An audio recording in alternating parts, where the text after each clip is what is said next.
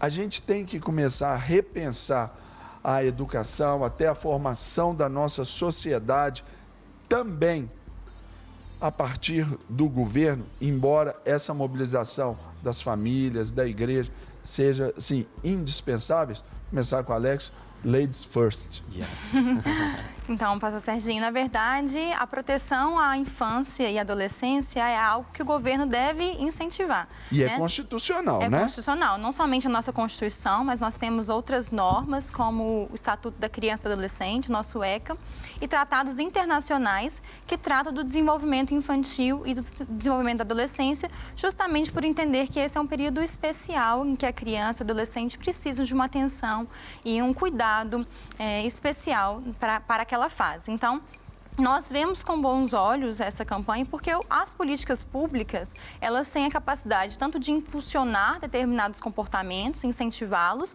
como também de inibi-los. Como é o caso, por exemplo, da propaganda com cigarro, por exemplo. Nós não vemos o governo federal passando propagandas que incentivem exatamente por causa dos malefícios comprovados do cigarro.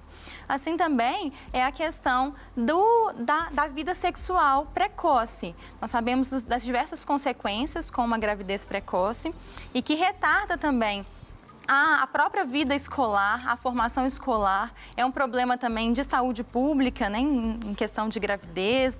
A mortalidade infantil, nesse sentido, também é muito comum nesse período de adolescentes e crianças grávidas, né? E nós temos também um problema até de vida econômica. Então, por isso que há uma intenção do governo em não impor determinados comportamentos. Essa não é a intenção. O governo, inclusive, ele se diz como um governo liberal, que não vai interferir em pautas morais. Mas, é claro, as políticas públicas, elas têm esse condão, tanto de incentivar ou de inibir. E é isso que o governo federal ele faz com essa campanha, sabendo, então, dos malefícios e das consequências de alguma gravidez fora do seu tempo.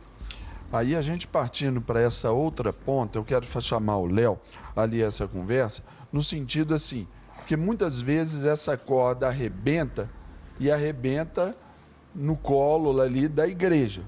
E ali você, como pastor ali nos teens da nossa igreja, Léo, sobre esse lado, porque essa relação causa e efeito, ela é muito evidente, até mesmo nessa sexualização precoce aí, a gente está vendo os meninos cada vez mais cedo já tendo a sua vida sexual iniciada.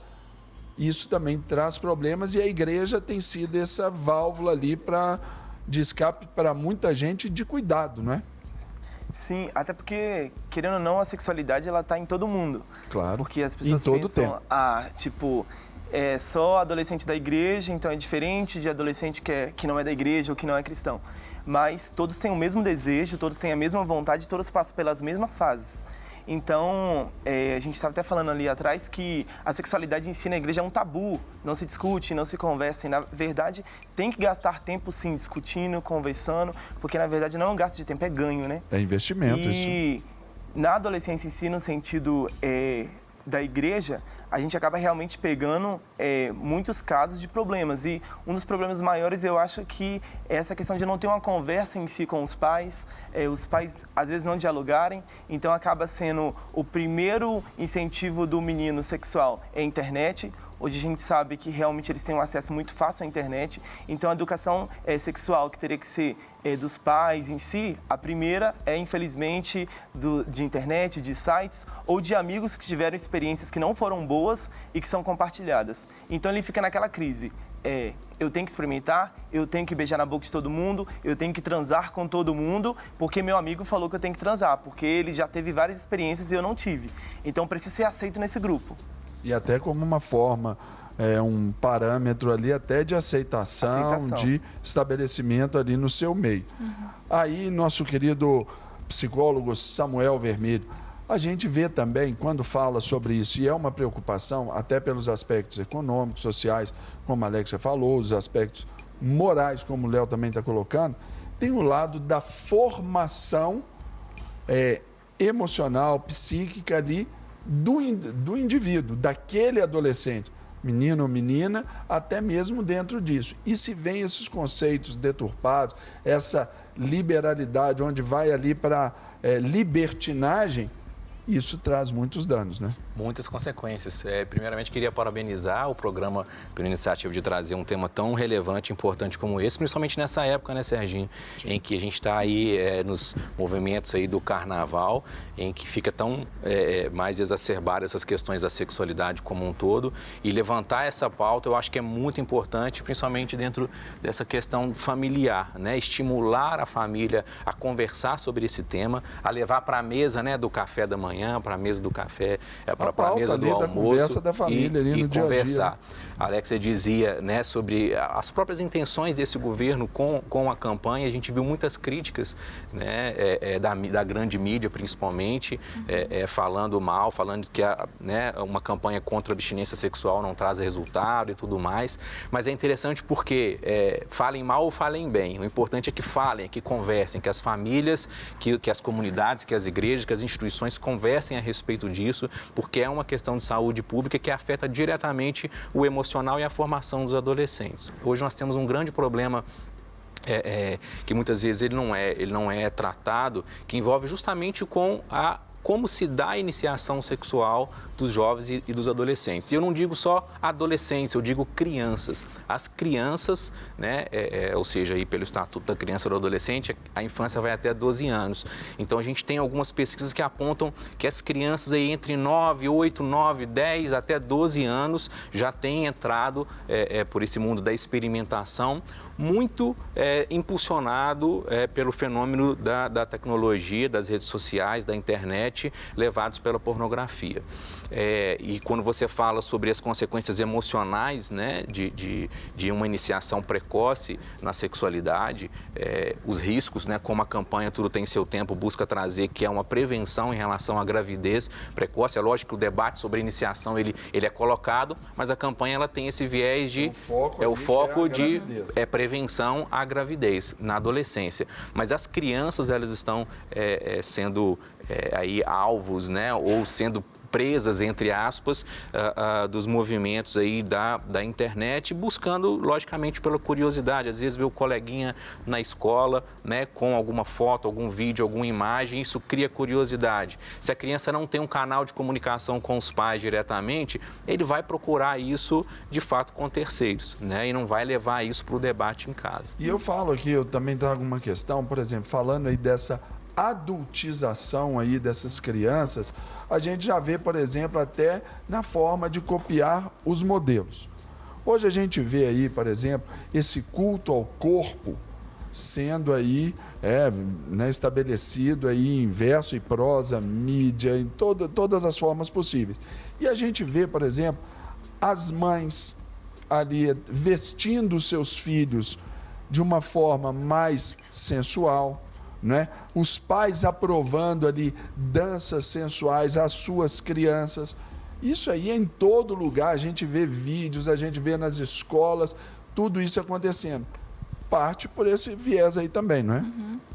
É verdade. É até interessante que essa iniciativa é somente uma daquelas em que o país está se envolvendo. Outras, por exemplo, Serginho, como você falou aí dessa erotização, a gente vê principalmente no período do carnaval, né? A gente está nesse período agora de pré-carnaval, semana que vem carnaval, e a gente vê exatamente essas questões. Então, o que o governo entendeu? Ele viu que era importante fazer uma semana de prevenção à gravidez. Então, a gente teve uma lei, né, que passou, inclusive, pelo Congresso, passou pelo Senado, que instituiu, no dia 1º de fevereiro, a Semana de Prevenção à Gravidez.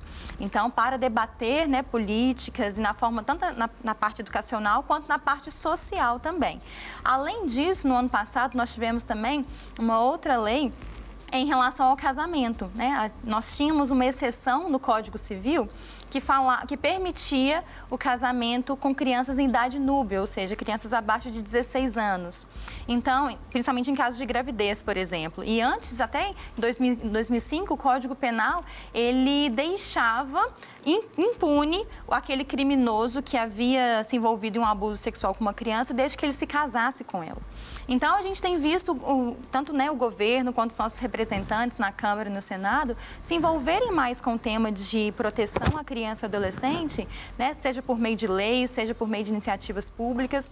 E é claro a gente também não acaba eliminando outras políticas, né? A própria política de contraceptivos, ela não é eliminada nesse sentido. É importante se falar porque muitas pessoas falam, vai se eliminar qualquer tipo de contracepção, vai impor aos nossos adolescentes que eles vivam dessa forma. Nós, como cristãos, entendemos que realmente é a melhor forma. Para nós é educação, né? Exatamente, mas isso não é uma imposição do governo. Sim. Outras políticas serão disponibilizadas, mas é importante que se fale desses temas visando inclusive a proteção da criança. Esse é o único objetivo, a proteção da criança e adolescente. É uma política voltada para crianças aí de 10, 11 anos. Um dado alarmante que a gente pode falar é que o Brasil, por exemplo, a média nacional de gravidez precoce na adolescência é de 48 crianças a cada 100 mil pessoas. Ou a cada 1.000, se eu não me engano. 48 crianças a cada 1.000.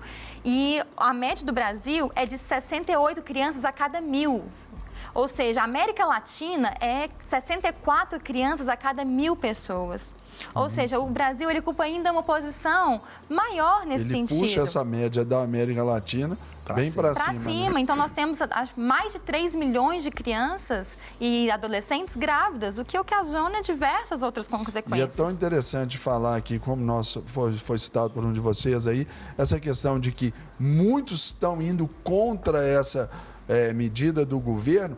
Mas isso é uma forma... Não é esse debate que a gente quer trazer tão somente só pelo viés ali da gravidez precoce, mas também é para saber que eu não conheço nenhum pai, nenhuma mãe que achou lindo, maravilhoso a filha grávida com 14, 15, 16 anos. Sem ter assim, uma questão assim, particular para resolver. Nunca vi. Na minha história toda de vida, vou fazer 46 anos agora, nunca vi. Então, quer dizer, é algo que nós mesmos não aceitamos. E aí, temos que aprovar esse discurso contrário? Também não. Não quer ficar um segundo por fora da nossa programação? Agora você pode nos acompanhar através das plataformas digitais.